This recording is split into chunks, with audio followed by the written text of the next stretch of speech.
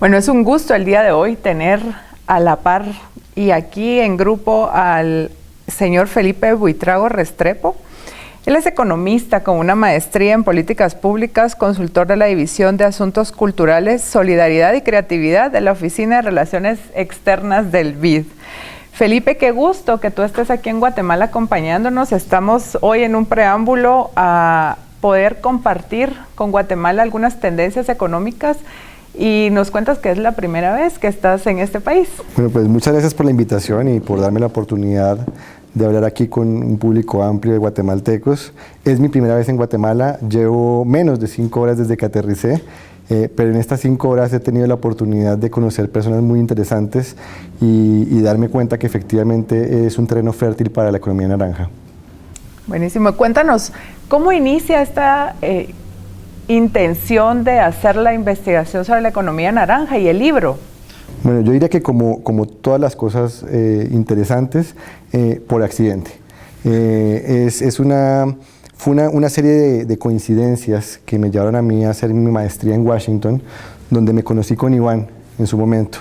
Iván estaba muy interesado en el tema y por una amiga en común empezamos a conversar y finalmente Iván me convenció de trabajar con él y de que hiciéramos un proyecto diferente, algo que contara qué es la economía creativa, pero no para más técnicos y para más economistas, sino para la gente que está en el sector y que no sabe que está en el sector. Entonces, de ahí viene la importancia de que el lenguaje del libro y su estructura no es la de un texto convencional, sino que es un texto que se dirige a que un público amplio se acerque sin miedo y de una manera muy didáctica a un tema que de otra forma puede ser muy árido y difícil de entender. ¿Y este libro lo encontramos hasta este momento en cualquier lugar, en cualquier país, o ha sido solo difundido en lugares selectos? Mira, el libro, como es un producto del banco, es un producto que se puede descargar de manera gratuita desde nuestra página web. De hecho, cualquier persona que busque Economía Naranja en Google va a encontrar que uno de los primeros links es o el comunicado de prensa a través del cual lanzamos el libro o el link directo a la página del banco donde se descarga el libro de manera gratuita. Y eso sí, por favor a todos compartirlo, porque aquí lo importante es exprimir la naranja y pasar la voz. Genial, vemos en la economía naranja que tenemos muchos freelancers y creo que es uno de los síndromes que vemos en Latinoamérica. ¿Qué opinas al respecto? Efectivamente, como decía ahorita, como tenemos tanta gente que hace parte de este sector y no sabe que pertenece al sector. Para mucha gente del sector creativo, diseñadores, pintores, cantantes, bailarines, ellos piensan que son pintores, cantantes, bailarines, diseñadores. Ellos rara vez tienen la conciencia de ser parte de un sector de la economía. Ellos normalmente les han vendido la idea y la han comprado de que son soñadores, que son artistas, y lo son. Pero también son lo que llamamos nosotros trabajadores de cuello naranja.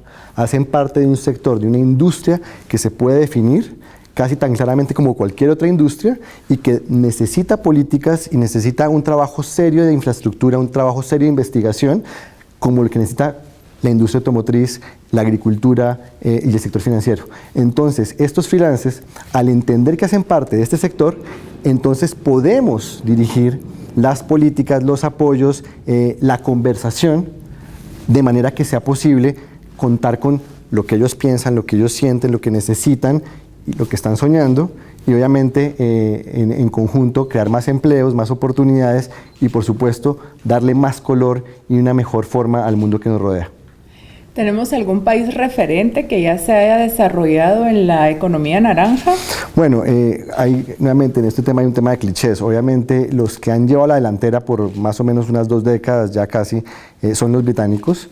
En últimas el término de industrias creativas se acuña en Australia, pero se utiliza por primera vez con propósitos de política en el Reino Unido.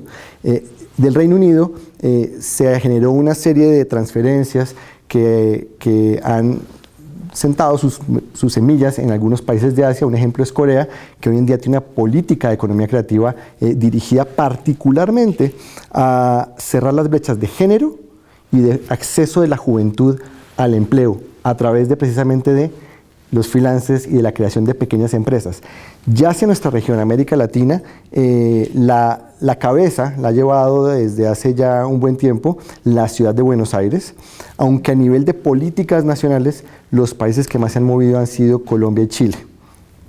Perfecto. Y vemos que cada vez esto avanza más rápido. Tú mencionas en el libro respecto a cuánto tardó la televisión en ser ahora las pantallas planas, en todas estas evoluciones inmediatas que tenemos, más tipo microondas.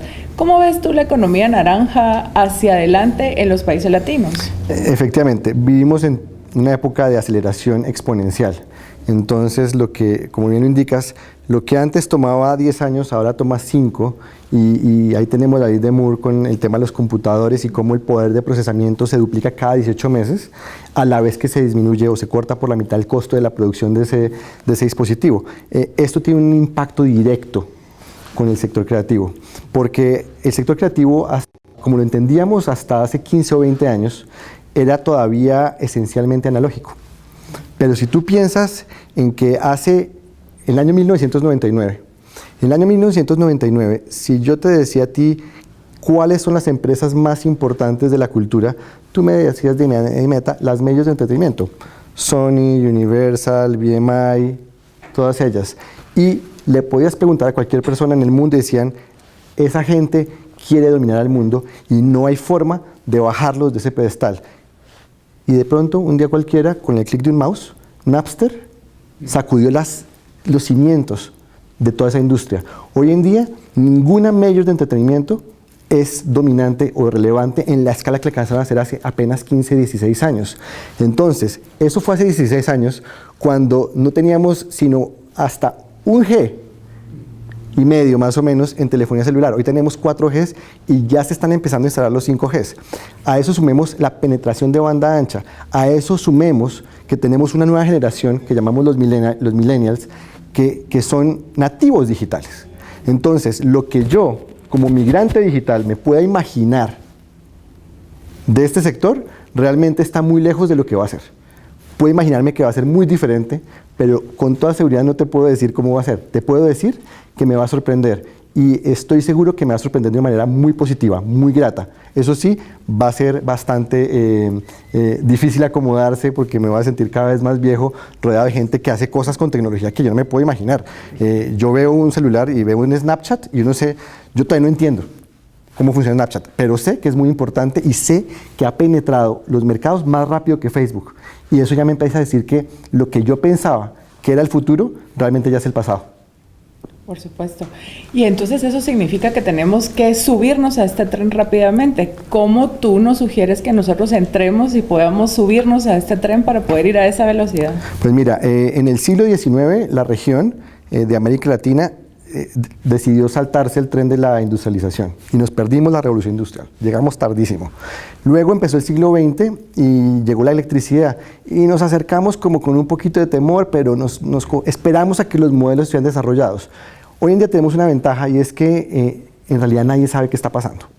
O sea, yo te puedo decir que soy el experto y que todo esto, pero yo tengo mucha claridad sobre un montón de cosas que no tengo ni idea.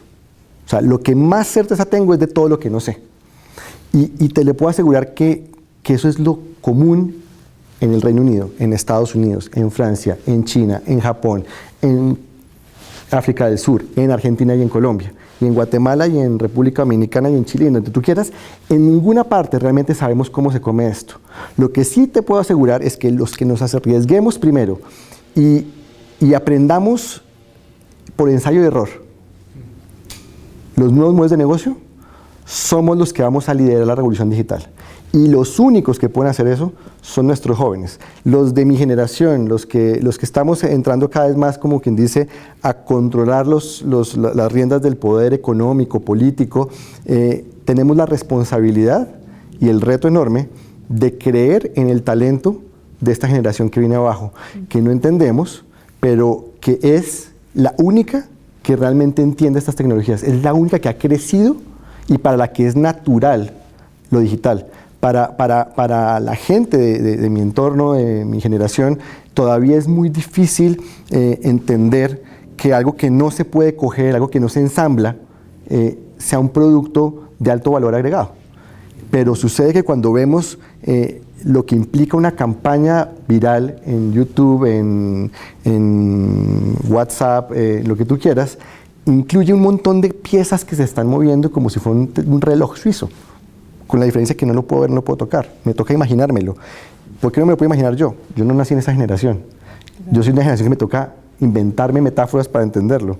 Para un millennial le estoy diciendo cosas que son como obvias. Entonces tenemos que aprender a no amarrarnos tanto a nuestro deseo por controlar el proceso y entender que muchos de estos procesos tienen que darse de manera descentralizada y que vamos a tener que creer mucho y confiar mucho en el instinto de los jóvenes sobre los nuevos modelos. Si vamos a esperar a que simplemente tengamos todo resuelto, pues vamos a perder 20 o 30 años de desarrollo, van a llegar los modelos de los mismos países que siempre nos han llegado y vamos a llegar a aplicarlos simplemente para no quedarnos más atrás, pero no para ponernos al frente de las nuevas oportunidades.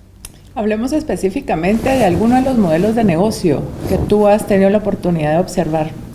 Bueno, hay uno de aquí local bastante interesante, es de Daniel Monroy. Él, como buen guatemalteco, creció obviamente muy orgulloso de su patrimonio, de su historia, de las ruinas mayas, de todas estas ideas del juego de pelota. Pero también como buen niño en su época, él es millennial por supuesto, él también creció jugando videojuegos. Y creció de la mano de Mario Bros y de todos estos videojuegos, pero él sentía, se notaba que le hacía falta algo. ¿Qué le faltaba? No veía reflejado ese patrimonio que se sentía, esa historia de la que se sentía tan orgulloso, no la veía reflejada en esos videojuegos. Él podría haber hecho una cosa y haberse quejado. O hizo lo que hace un millennial. Hizo un videojuego de pelota que se llama Mayan Pits y que es el primer juego que te permite jugar a la pelota maya en una tableta o en un celular inteligente. Eso ya te empieza a mostrar un modelo de negocio. Es un modelo de negocio donde él no depende de venderle la idea a una gran empresa para que le desarrolle el modelo. Él lo hizo. Él convenció a un par de amigos, empezaron a echar código, hicieron prueba y error, lo sacaron, salió un juego con errores, los están corrigiendo y lo van a volver a lanzar. O sea, este es un modelo de negocio, es un modelo de negocio que se adapta, que se ajusta, que parte de creer en que tú entiendes que tu identidad tiene un valor comercial. No quiere decir que la identidad solamente valga por lo comercial, pero tiene definitivamente un valor comercial que puedo aprovechar y que tengo además hoy en día el deber de aprovechar, porque si lo aprovecho estoy generando empleos, estoy asegurándome que exista para el futuro ese contenido y estoy asegurándome que ese contenido evolucione con las nuevas generaciones y sea parte de la siguiente generación nuevamente. Excelente. Vemos una gama de oportunidades que tenemos dentro de la industria naranja. ¿Tú visualizas alguna de estas categorías que sea muchísimo más de oportunidad que otra, hablando económicamente?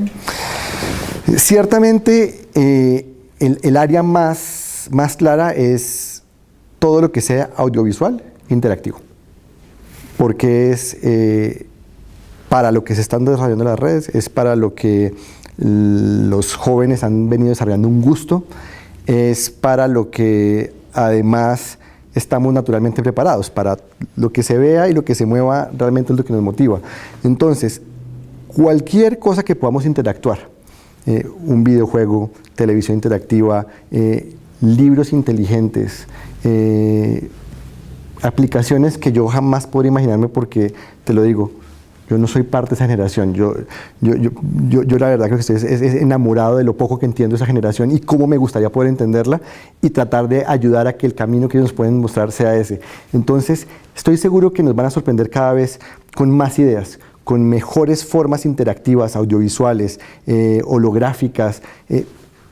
Yo lo único que yo sé es que en 5 o 10 años el mundo de este sector cultural va a ser muy diferente al que tenemos hoy en día. Vamos a tener unas interacciones muy diferentes a las que estamos acostumbrados. No obstante, vayamos a seguir viendo mucho de lo que ya estamos acostumbrados a ver. Es que la aparición de nuevas formas no elimina las anteriores. Simplemente hace las anteriores una parte, una subparte de aquello nuevo que es más complejo, que es más dinámico y que es más adaptable. Yo estoy imaginándome combinaciones entre redes sociales y trabajo, por ejemplo.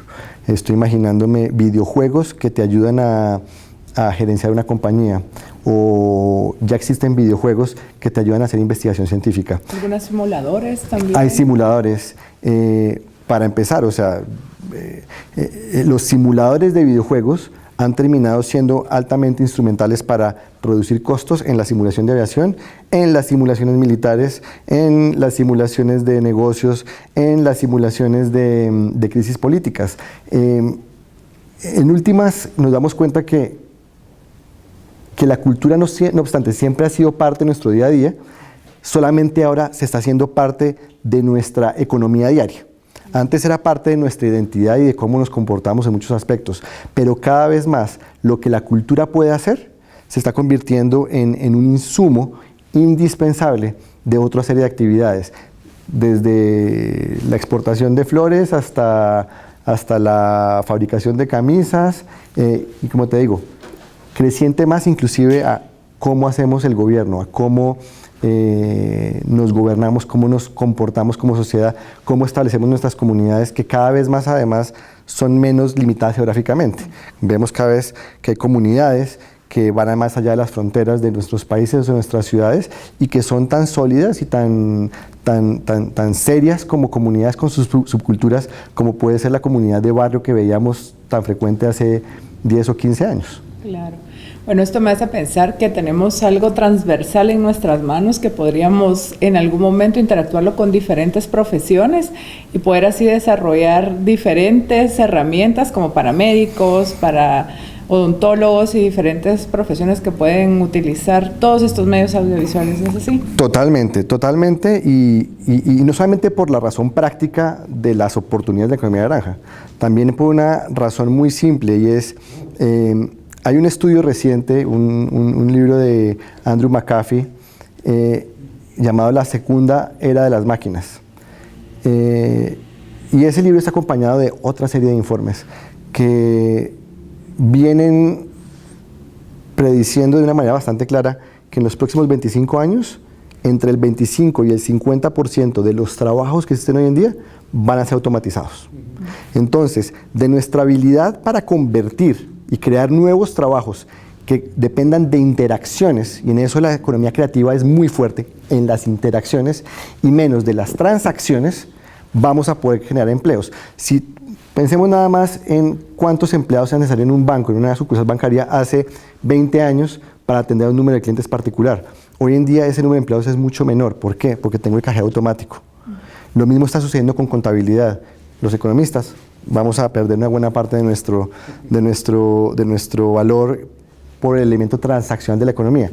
Vamos a tener que recuperar nuestro valor a través de volvernos más de interacciones, a tener una relación más directa con la gente, tener espacios en los que entender la última milla, el último pedacito del trabajo donde hay que personalizarlo, porque toda la parte anterior, toda la parte genérica se está automatizando, y eso es bueno, pero viene con un reto enorme.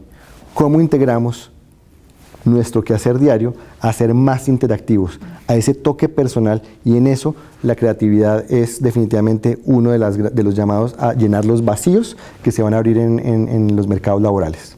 Genial. Creo que por allá tenemos una pregunta.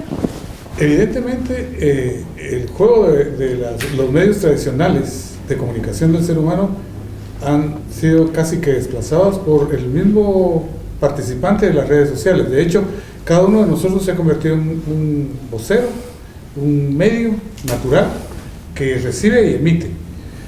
Y la robótica viene a sumar gran reto para el ser humano actual, los millennials. ¿Cómo ves tú, si pecar de futurista, pero sí por la lógica, las posibilidades ampliando la idea de que si la robótica nos va a dar todo lo que hoy hacen muchas gentes, es casi que análogo a lo que sucedió con la explosión industrial en el siglo XIX, que parecía que se iba a desplazar al ser humano, pero se encontraron otras maneras de ocuparse y poder ser creativos, tener más tiempo, que eso es lo que creemos nosotros que pueda estar pasando. ¿Qué opinas de esta situación? Mira, en el libro de Moisés Naim, El fin del poder, él empieza el libro con una analogía muy interesante, y es explicando cómo los campeones de ajedrez nuevos son cada vez más jóvenes, pero él va un paso más lejos, y él demuestra cómo a partir del momento en que Deep Blue, la computadora de IBM que derrotó a Kasparov, generó un punto de quiebre. Hoy en día los grandes torneos de ajedrez ya no están centrados en competencias entre dos humanos, están centrados en equipos que incluyen computadores y humanos. Muy interesante, no necesariamente el computador más poderoso con el humano más talentoso es el equipo más fuerte. Se han presentado casos en que dos jóvenes talentosos, pero no los más talentosos, acompañados de 2 o 3 computadores bien alimentaditos, pero no grandes supercomputadoras, han resultado ser los jugadores más efectivos por la dinámica que generan con la máquina. Nuevamente, ¿por qué? Porque pasaron del elemento transaccional de calcular los movimientos al elemento de interacción, de leer y combinar capacidades de transacción rápida con intuición y con leer al oponente. Si trasladamos eso al sector creativo, nos vamos a encontrar con lo mismo.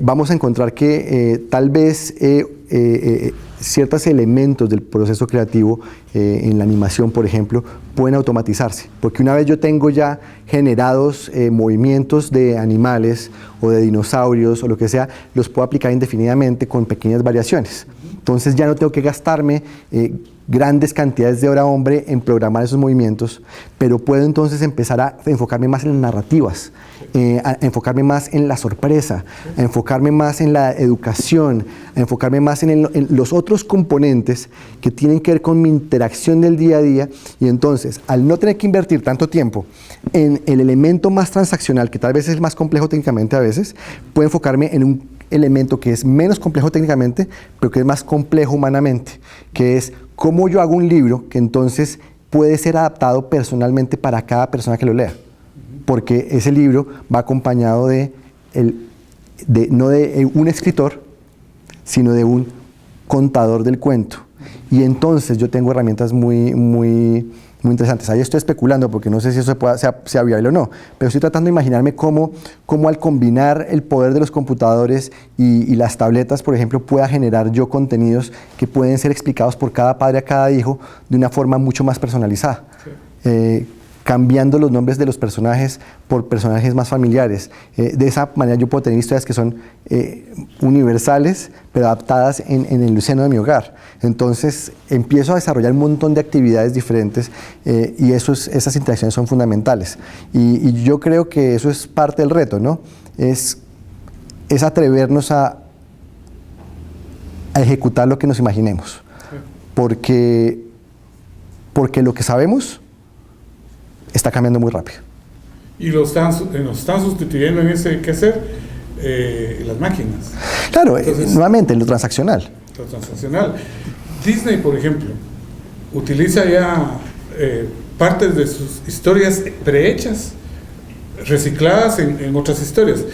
Y con la era de Steve Jobs y Pixar, se demostró que la historia, por encima de cualquier otro elemento, es lo más importante de una narrativa. Así es. Visual. Y está comprobado, el hermano de Disney no creía en la historia porque les dijo a Pixar: ustedes vienen a contarme historias de juguetes, nosotros tenemos 50 años de estar produciendo películas de juguetes, ¿qué nuevo traen ustedes? Y era la historia. Totalmente. Entonces, ese es el gran reto que tú ves en el futuro inmediato. Claro, y cualquier máquina tú la puedes programar para que aprenda y copie un software y te genere los movimientos de Buzz Lightyear o de cualquier otro personaje. Pero si esa historia va a ser diferente, si esa historia va a ser personalizada, si esa historia va a hablar no de juguetes en Estados Unidos, sino de artesanías maya, ahí es donde está la diferencia. Ahí es donde los creativos tienen un papel que jugar y ahí es donde esa cercanía con nuestro patrimonio y con nuestra identidad es fundamental, porque yo puedo reducir los costos y generar ventajas competitivas empobreciendo, o ni siquiera empobreciendo, no permitiendo enriquecer tan rápido a mi población o abaratando costos de materias primas mediante estándares ambientales más bajos. Lo que yo no puedo hacer de ninguna manera para competir con nadie es competir en el área creativa de ese otro país. Yo no voy a vender Hollywood hecho en Guatemala en Estados Unidos, pero estoy gran seguro que puedo vender Mayan Pits hecho en Guatemala en Estados Unidos y en el resto de la región. ¿Por qué? Porque solamente puede imaginarse acá y solamente un guatemalteco podía imaginarse ese juego. Sí. Entonces, ahí es donde mi ventaja competitiva ya no es ser más barato o tener la suerte de las materias primas. Es donde mi ventaja competitiva es creer en mi identidad y creer en el talento de mis jóvenes. La historia. La historia. La cultura. La cultura, la historia, las estéticas, sí, las vivencias. Hay algo interesante que me llamó de este la conferencia que se va a hacer, que habla de la economía del conocimiento. Te conocimos a través de la economía naranja.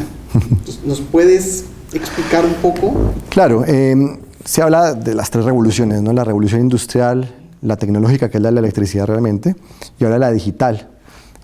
Esta revolución digital es parte de lo que llaman la nueva economía, que es la economía del conocimiento, donde el énfasis es el capital humano altamente calificado. Y hay varias avenidas ahí. Una es la de la ciencia, otra es la tecnología, ciencias de la computación, otra es la ingeniería, otras son las matemáticas, esas son las que llaman las STEM, ¿cierto? Pero hay otra vertiente que es la naranja, es la parte de las artes y el diseño. Y es fundamental, ¿por qué?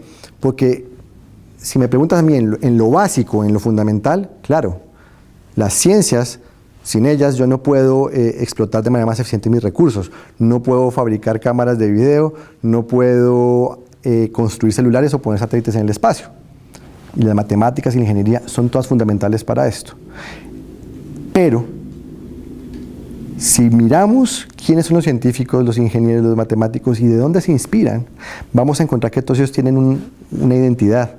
Y esa identidad generalmente hace parte de creer en empujar los límites.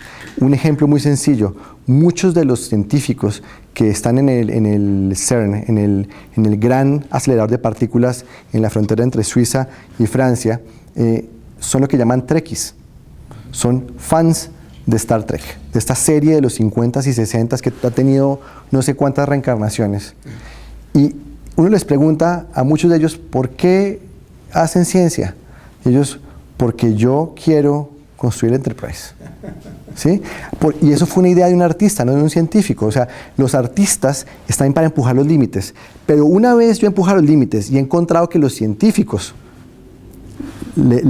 empujan esos límites, necesito diseñadores, necesito el diseño que convierte todas esas invenciones en productos que me mejoran la calidad de vida. O sea, no tiene sentido que yo haga nada en el desarrollo si al final del día la población a la que estoy tratando de servir no mejora su calidad de vida de una forma u otra. Claro, hay una forma de mejorar la calidad de vida. Si no tengo agua limpia, pues necesito agua limpia, eso sí es fundamental. Y comida, necesito la comida. Pero una vez supero lo básico, una vez supero lo de subsistencia, lo que me define a mí mi calidad de vida es mi posibilidad de expresar mi identidad y de sentirme a gusto con quien soy, con mi entorno y con mi comunidad. Y eso parte de que yo esté orgulloso y que yo crea en la capacidad, en el valor de esa identidad para ser parte de la economía. Si yo creo que mis videojuegos guatemaltecos no valen, pero los norteamericanos sí valen, voy a estar toda la vida frustrado porque no puedo tener esos videojuegos o no al precio que yo quisiera tenerlos. Pero si yo tengo mis videojuegos compitiendo, puedo tener los dos. ¿Sí? Sí. Pero voy a saber que estoy representado, voy a saber que hago parte de un mundo que es digital, que mi mundo, que mi cultura, que mis ancestros también están vivos en las nuevas tecnologías y entonces yo voy a querer ser parte de ese entorno. Muchas veces cuando vemos las revoluciones tecnológicas, lo más difícil para una población adaptarse no es el cambio tecnológico en sí mismo, sino la ausencia de ese espíritu. Y uno le oía mucho a Steve Jobs, ya que lo mencionabas, que él decía que en los principios de la revolución digital decía es que no hay alma en estos productos, y por eso el énfasis de él en el diseño de Apple terminó teniendo razón. Hoy en día la gente está dispuesta a pagar más por un producto Apple que por un producto de otra compañía, así el producto en términos técnicos sea igual o inferior. La gente está buscando una identidad, está buscando representarse, está buscando identificarse con una comunidad. Y ahí no tenemos que llenar los vacíos. Tenemos estas plataformas. ¿Cómo vamos a llenar estas plataformas? Con nuestras ideas, nuestros contenidos y nuestro pasado. Sí. Hay que cerrar ese gap. Y son los jóvenes y las mujeres. Son los jóvenes, las mujeres y los viejos. Sí, no los dejemos por fuera. No los dejemos por fuera, porque ahí hay una parte muy importante también, porque muchas de esas historias van a venir ¿de dónde? Sí. Van a venir la historia del abuelo, que el hijo no le pone atención, pero que el nieto está encantado. Sí. Y la diferencia es que el nieto sabe programar. Sí. Y lo puede volver videojuego, lo puede volver libro interactivo, lo puede convertir en un reality, en lo que se sueñe. Totalmente. Felipe, hemos escuchado muchas oportunidades, factores y mucha información que nos motiva a poder estar dentro de la economía naranja, pero menciónanos algún índice de riesgo que deberíamos prever para poder estar acá. Pues índice de riesgo, a ver, los riesgos que vienen sabemos que viene automatización, sabemos que estamos en un bono demográfico. Entonces, en un bono demográfico, pues, cuando tenemos tantos jóvenes entrando al mercado laboral y por un periodo de tiempo menos dependientes, pues podemos invertir este capital humano en hacer cosas. Pero hoy en día ni las manufacturas, ni el agro, ni el sector de servicios públicos están absorbiendo tantos trabajadores como hace 10 o 15 años. Tenemos dos opciones. Tomamos el riesgo de darles formaciones técnicas y capacidades de expresión artística y estética que les permitan insertarse a este sector y a otros sectores de la economía del conocimiento, o vemos qué se les ocurre hacer a estos jóvenes y que puede ser bastante más problemático que invertir en que disfruten de la cultura a la que pertenecen y en cómo contársela al mundo. Lo importante acá es agradecer el que estés acá en Guatemala, agradecer que estés acá en AGEXPORT, agradecer que estés en la industria creativa de AGEXPORT, porque tenemos esa visión, tenemos ese impulso hacia lo que hemos visto y reflejado en el trabajo que has hecho. El mejor de los honores es tenerte en Guatemala, sí, y que esto va a llegar muy lejos, porque creemos en el talento que tiene Guatemala, lo creemos firmemente, y para nosotros fue importantísimo tenerte acá, y no nos van a alcanzar las palabras para agradecer que estuviste con nosotros en un momento increíblemente importante. Estamos empujando, estamos naciendo, estamos creando y estamos impulsando este movimiento en Guatemala y le queremos dar forma. Creemos en los jóvenes, creemos en el talento que tienen las mujeres también, y nosotros como empresarios también estamos vinculados en este proceso. Así que queremos agradecerte mucho por el tiempo que nos dedicaste, y pues que sepas que Guatemala siempre va a tener los brazos abiertos increíblemente para recibirte acá. Pues para mí, yo muy agradecido con la oportunidad de estar acá, muy honrado de estar acá, pero sobre todo muy contento y satisfecho de ver que el trabajo de tantos años está teniendo un efecto real y que tiene las posibilidades de mejorar las vidas de personas aquí en Guatemala a través de ustedes, y pues les deseo lo mejor en ese trabajo, en esa empresa, y ojalá pueda seguir siendo parte de apoyar ese proceso. Definitivamente sí, Felipe. Nos comprometemos a exprimirle el jugo a este documento, y además a motivarte a que nos sigas inspirando, a que sigamos teniendo información de parte tuya, porque realmente eres un motor al cual nosotros quisiéramos estar muy pegados para poder tener más información y poder seguirnos actualizando constantemente al respecto de la economía naranja. Seguiremos trabajando. Muchas gracias. Muchas gracias a ustedes. Genial. Como un apéndice, yo te hago una pregunta capciosa si quieres. ¿Qué pasa después del libro? ¿Qué visualiza el BID después del libro? Mira, el trabajo ahí es complejo porque tú sabes, siempre como salirse de una zona de confort es muy difícil. Y el banco hace muy bien muchas cosas. Y cuando tú estás haciendo algo muy bien, es difícil a veces pensar en hacer otras cosas, porque eso implica extraer recursos.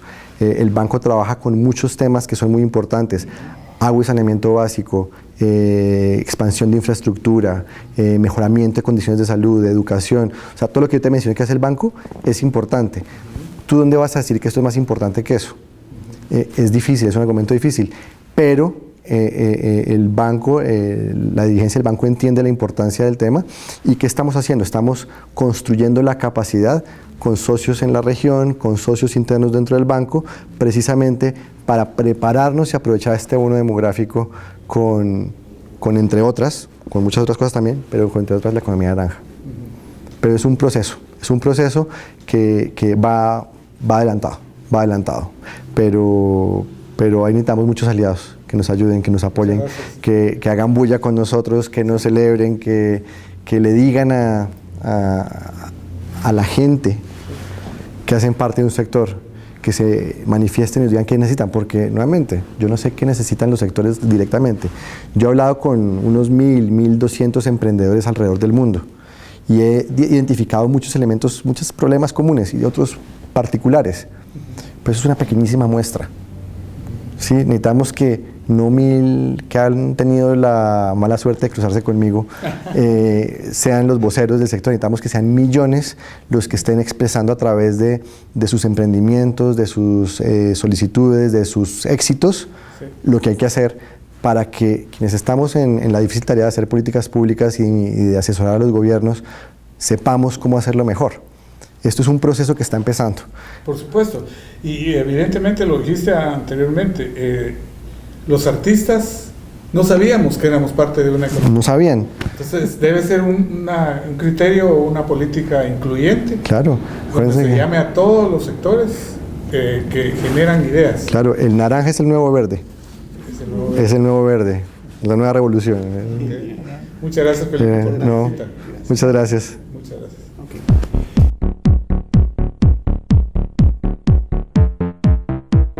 Hola, soy Felipe Buitrago, autor de La Economía Naranja con Iván Duque, y estoy aquí en Guatemala para invitarlos a que nos ayuden a crear este movimiento naranja, a que descarguen el libro, a que lo compartan, pero muy importante, que se junten entre ustedes, que hablen entre ustedes y que encuentren las formas de exprimirle todo el jugo a la identidad que tenemos, a esa chispa, a ese talento que va a hacer de Guatemala una verdadera potencia de la economía naranja.